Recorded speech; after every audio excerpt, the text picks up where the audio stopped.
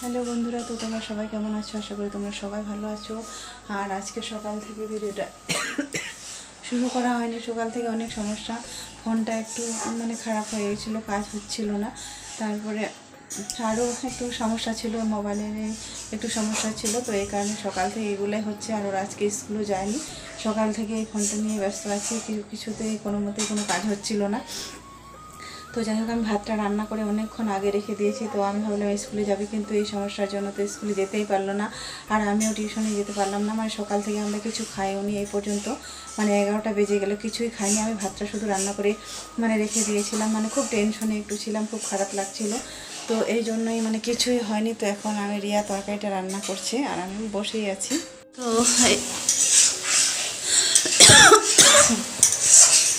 তো কালকের মাছটা ভাজা ছিল, কয়েকটা পিস আমি রেখে দিয়েছিলাম, তো সেগুলোই আজকে ও রান্না করছে। আর সবজিও ঘরে কিছু ছিল না, তো আলু দিয়ে ওটা রান্না করছি যেটা ছিল।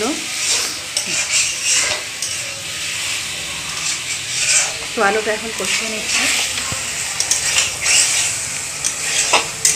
তো আলুটা কষানো হয়ে গেছে। তো এই দুটো আলু দিয়েছে এখানে, আলু দিয়ে ঝোল করবো মাছের পিসটা। তো ঝোলের জল দিয়ে দিয়েছে।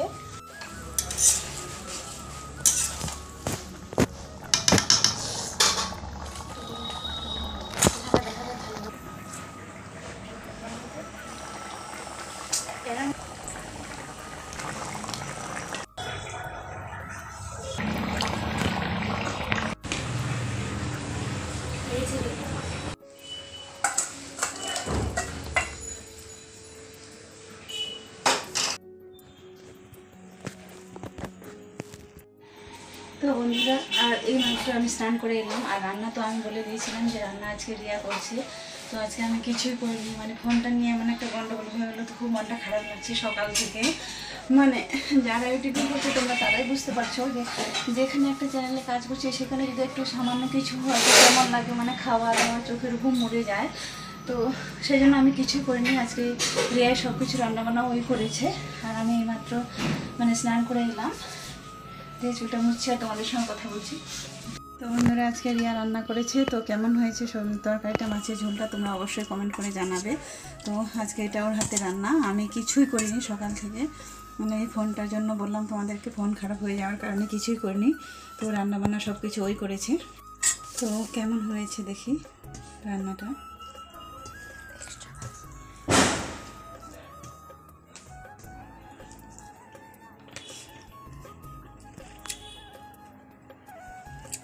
তো তোমরা কালারে যেমন দেখতে পাচ্ছ তরকারিটা, আর সত্যি কথা বলতে সেরকমই রান্নাটা হয়েছে, অসাধারণ হয়েছে।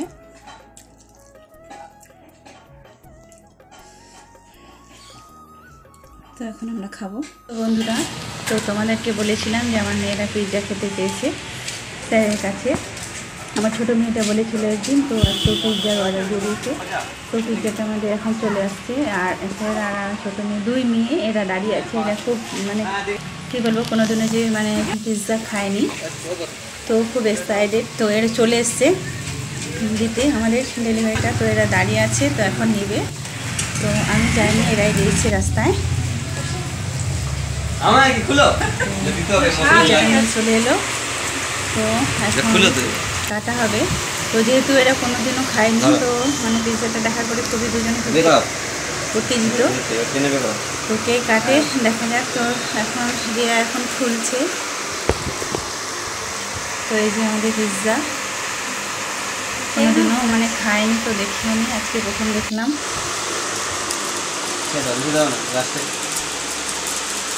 খাবে লঙ্কা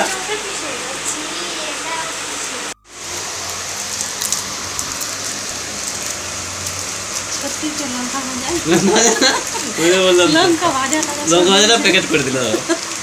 কাটো, কাটা আছে, দেখো দেখো লম্বা কেমন কাটতে পারে দেখো, কাটার চিহ্ন, কাটার চিহ্ন দেখো।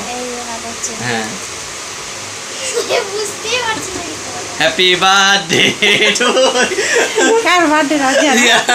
রাজিয়া। রিয়া তো কাটতেই পারছে না মনে হয়। হয়ে যাচ্ছে না? মায়ের জন্য খাওয়ালো? হ্যাঁ কে কোন জন্ম খায়নি বলে দাও। হ্যাঁ কাটবে দাঁড়াবে দেখো আগে না খেলে কি? হ্যাঁ ও আবার ভিডিওর দিকে দেখছে। তোমারটা না? আমি তো নিয়ে নেবো, আপনি নিন, আপনি নিন। সত্যি সে ঝাল করছে কিন্তু জানো তুই তো বললে ঝাল খায় বলে, তুই তো বললে ঝাল খায় বলে। ভালো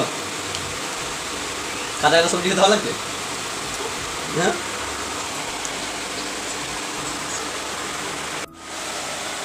এটা আবার কি না না দেখি হ্যাঁ না মাছের চিকেনটা পড়ে আছে। নিয়ে নাও চিকেন নিয়ে নাও। এই নিয়ে নাও।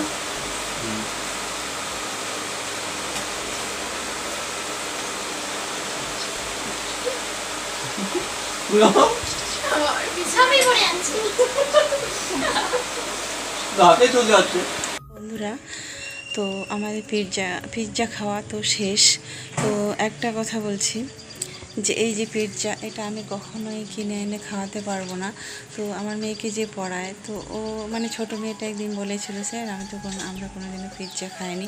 এমনিতে কথায় কথায় বলেছিল, কারণ ওরা তো বাবার সঙ্গে যেহেতু থাকে না। আর ওরা এমন কোনো দিন আমার মনে পড়েনি যখন বাবার কাছে ছিল, যে তখনও হয়তো বাবাকে বলেছিল যে বাবা আমি একটা বিস্কুট খাবো কিংবা আমি একটা চকলেট খাবো। এই ধরনের কথা ওরা বাবাকে কখনো কোনো দিন বলতেই পারেনি। আর বলতে পারেনি কেউ, মানে বলতে গেলে ওদের মানে বাবাই নেই, যেহেতু ওদের কাছে ওরা যেহেতু বাবার কাছে থাকে না, তো এই কথাটা কোনোদিনও বলতেই পারেনি।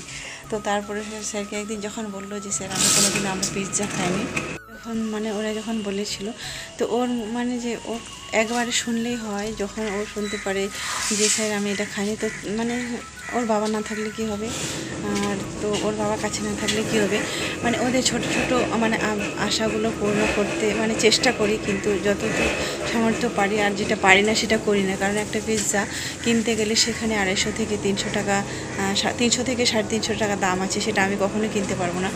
একটা পিৎজা কিনতে গেলে তখন আমার মনে হবে যে এই 300 টাকা দিয়ে আমি একটা মানে চাল কিনবো, দিয়ে আমার অনেক দিন চলে যাবে, চালটাই কিনবো, হয়তো অনেক দিন অনেকটা দিন কেটে যাবে, কিংবা ওরা খেতে পারবে, কিন্তু এই পিৎজা আমি কখনোই খাওয়াতে পারবো না। তো ও যখন একদিন মানে শুনেছিল স্যার আমার পিৎজা খায়নি, তো ও সঙ্গে সঙ্গে বলেছিল যে ঠিক আছে আমি এর পরের দিন খাওয়াবো।